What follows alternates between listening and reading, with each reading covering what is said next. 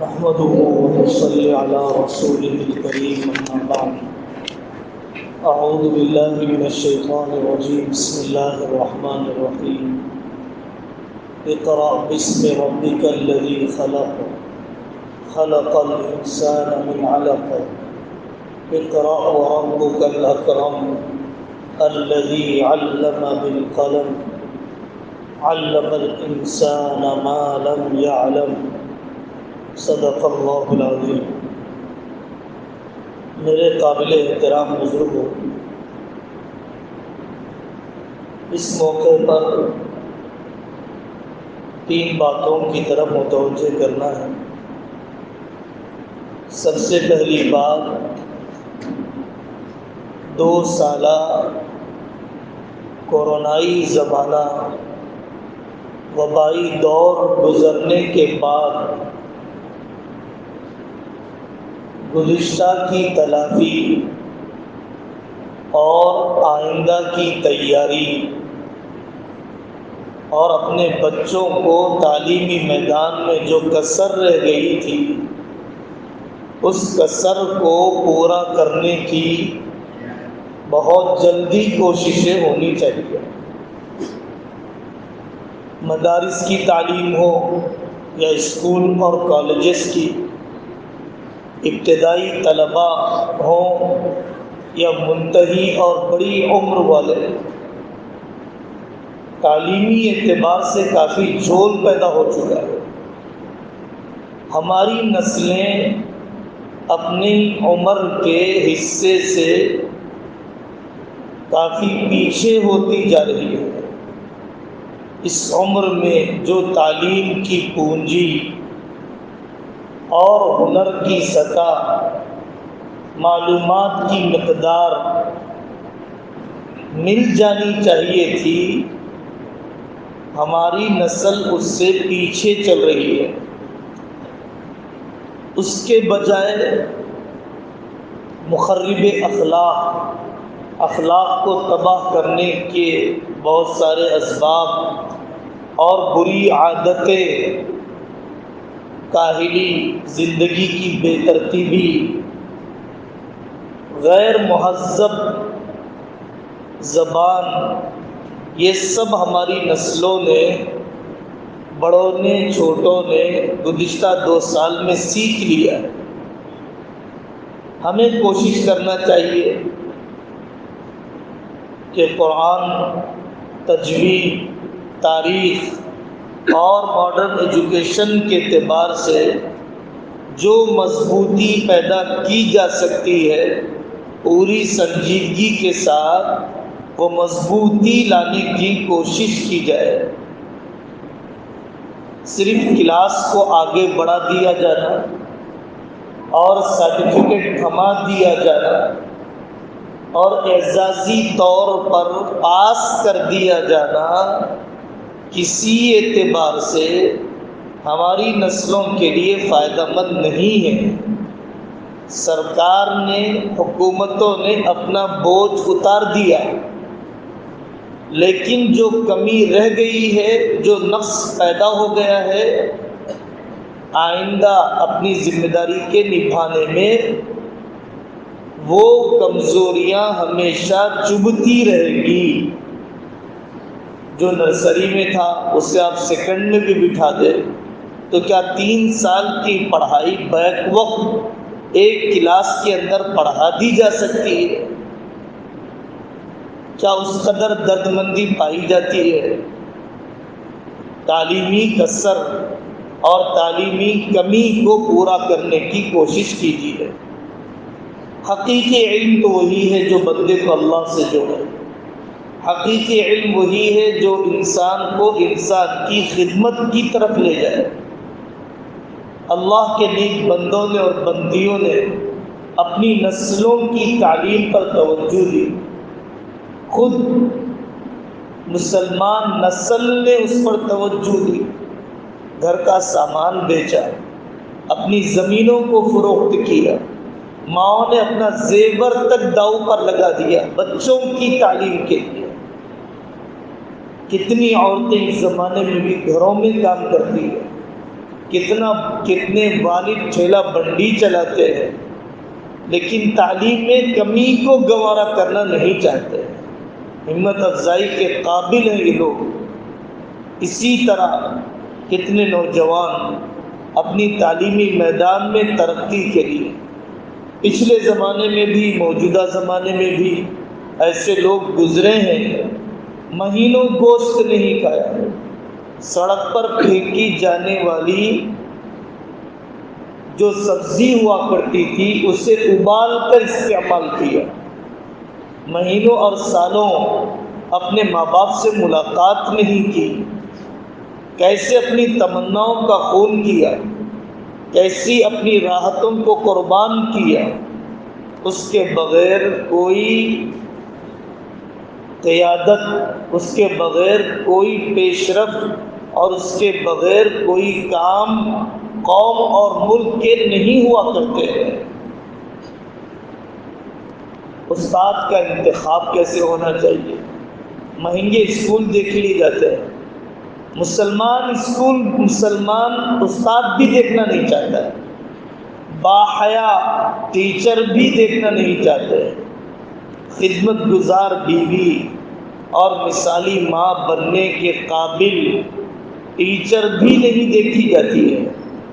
انگریزی بہت اچھا فرفر بولنے آتا ہے، سبجیکٹ پر کمانڈ ہے، تو محض یہ چیز کافی نہیں ہے.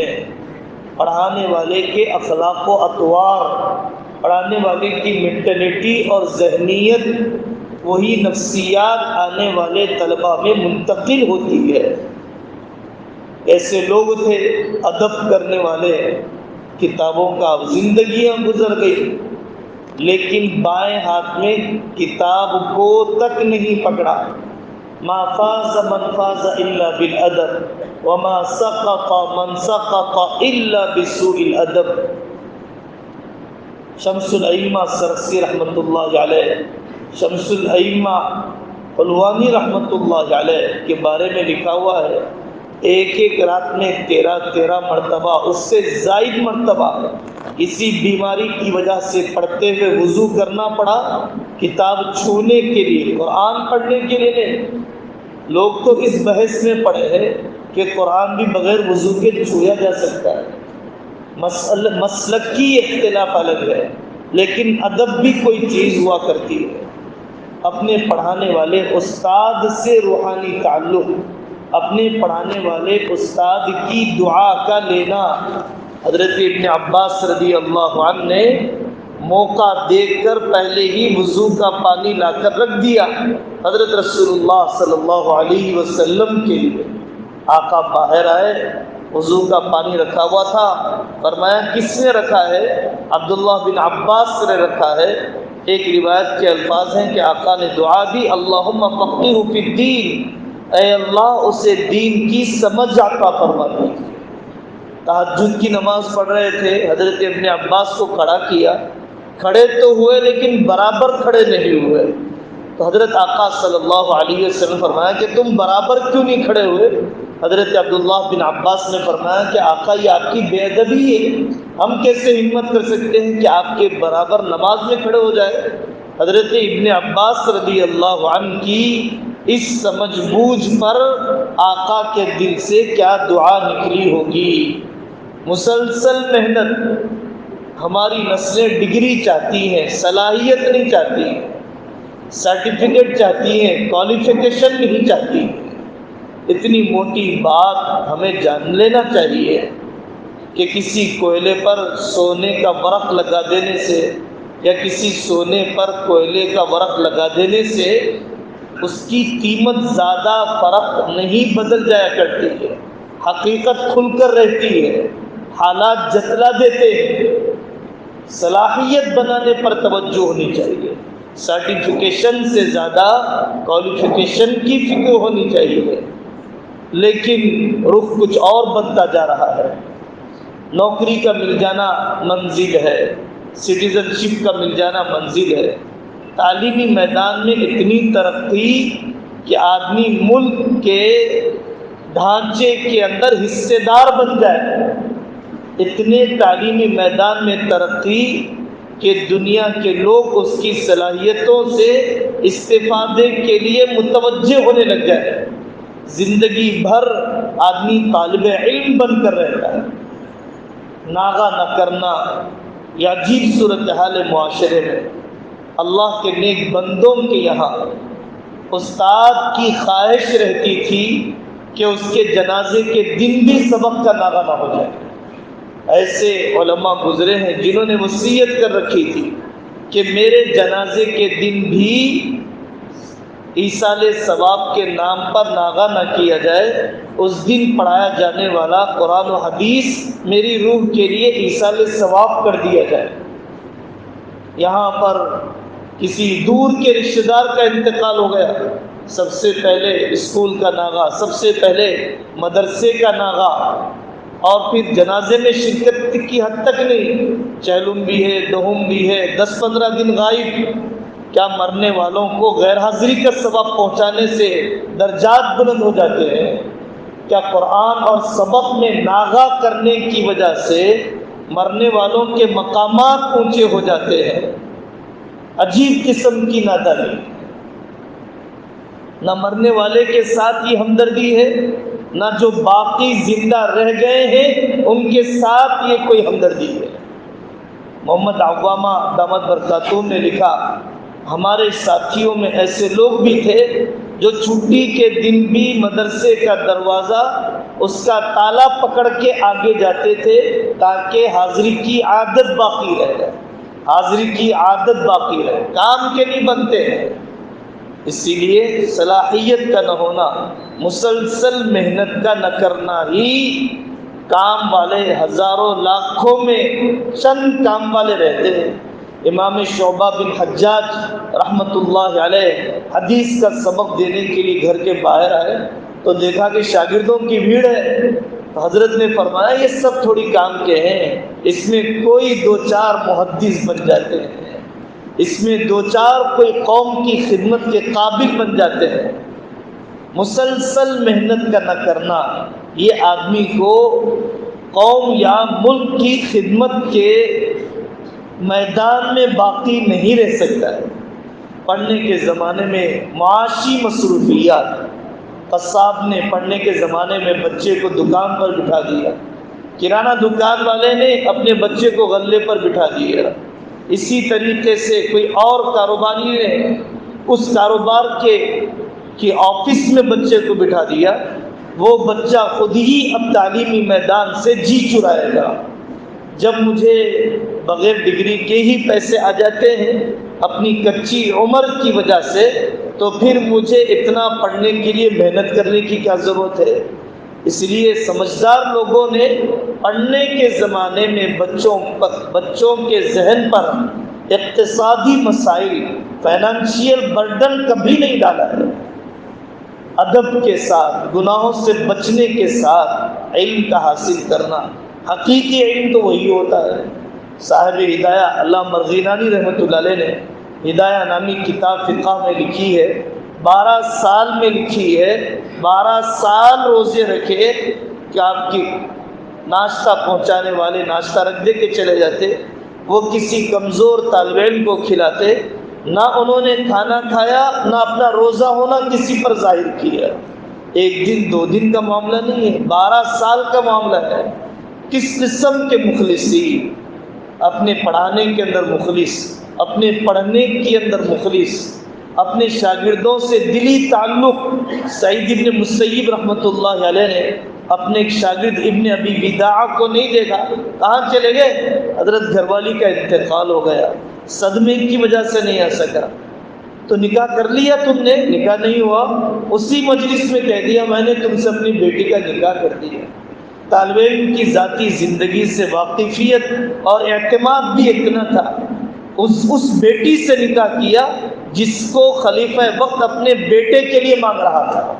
حضرت سعید بن مسیب رحمۃ اللہ علیہ نے نکاح بھی پڑھا دیا، اور وہ طالب علم اپنے گھر گیا، روزے سے تھا تو روٹی ووٹی تلاش کرنے لگا کہ افطار کرنا ہے۔